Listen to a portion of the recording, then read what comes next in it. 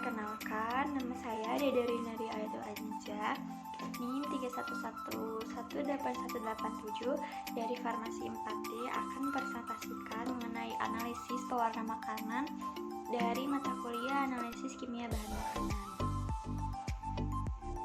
Untuk definisinya, pewarna makanan adalah bahan tambahan yang dapat memperbaiki kualitas makanan yang terlihat pucat dan tidak menarik selama proses pengolahan menjadi lebih berwarna dan menarik. Menurut Lajuardi 2010, pewarna yang ditambahkan pada makanan akan memperkuat penampilan makanan yang akan berpengaruh menjadi lebih baik. Pemberian warna yang menarik pada makanan dan menyeragamkan warna dalam produksi makanan seperti es krim, minuman, maupun permen. Nah, zat pewarna berdasarkan sumbernya dibagi menjadi dua, yaitu ada pewarna alami dan juga pewarna sintetik.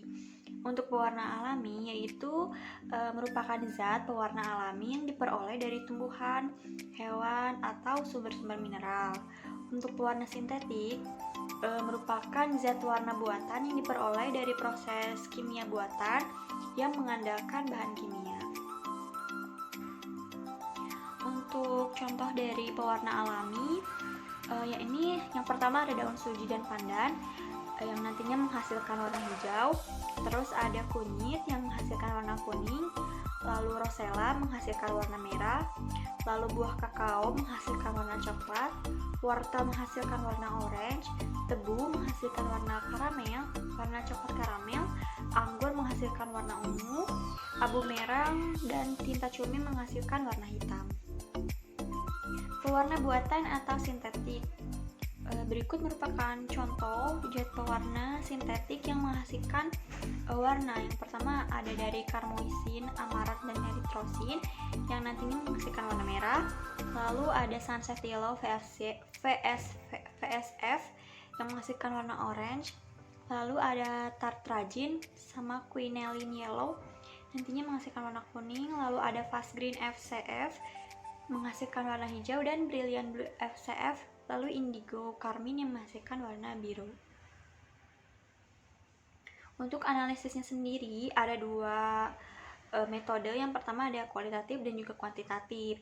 Untuk metode kualitatif menggunakan metode kromatografi kertas, dan untuk yang kuantitatif menggunakan metode spektrofotometri UV visible. Yang pertama yaitu analisis kualitatif menggunakan metode kromatografi kertas. Bahan-bahan yang digunakan bisa menggunakan sampel cair atau koloid. Di penelitian ini yaitu minuman ringan yang dijajakan. Contohnya daun cincau yang basah. Terus sampel padatan berupa kerupuk warna dan permen warna-warni. Lalu asam asetat 10%, etil keton 70 ml, aseton 30 ml, aquades 30 ml, NaCl 25 mg, etanol 50%, 100 ml, lalu air dan aquades, amoniak 10%, metanol standar baku, pembanding proanalisis. Lalu ada tartrazine dan rodamin B.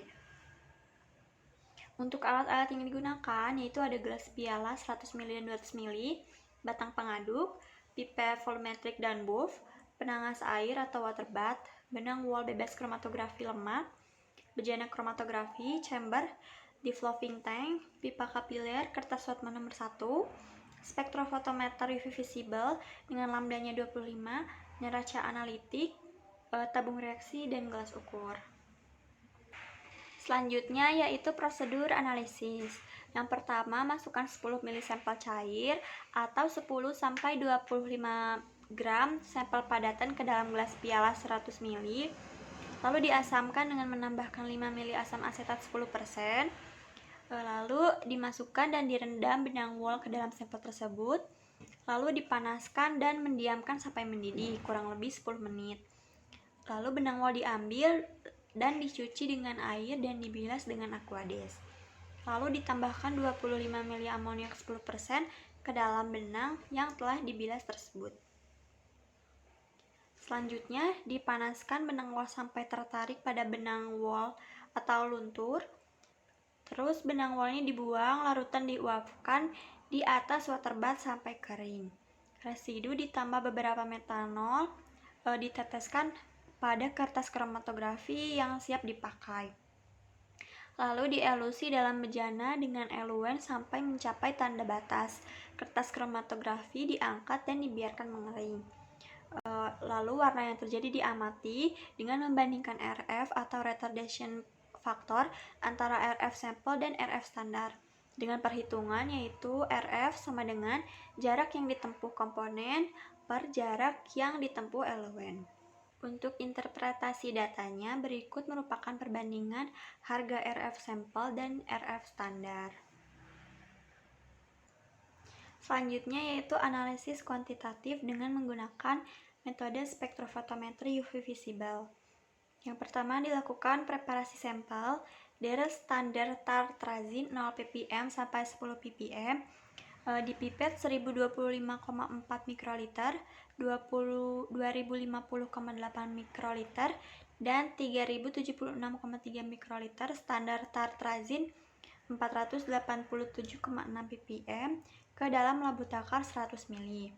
Lalu ditambahkan aquades masing-masing 100 ml, kemudian dikocok. Dari standar ini mengandung 0, 1, 2,5, 5, 7,5, dan 10 ppm tartrazin.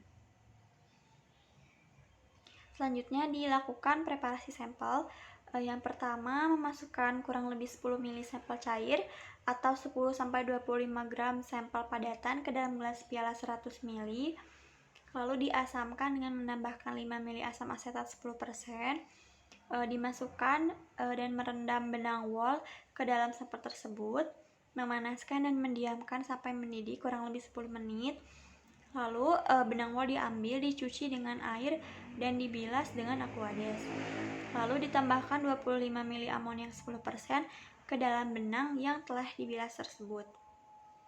Selanjutnya dipanaskan benang wol tersebut sampai warna tertarik pada benang wol luntur kembali.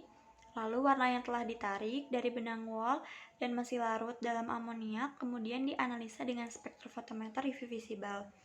Untuk perhitungannya yaitu konsentrasi atau ppm sama dengan ppm kurva dikali mili ekstrak sampel per 1000 mili dikali 1000 gram per gram sampel dikali faktor pengenceran. Berikut merupakan hasil analisis kuantitatif sampel yang mengandung tartrazin dan rhodamin B. Terima kasih. Mohon maaf apabila ada kesalahan. Wassalamualaikum warahmatullahi wabarakatuh.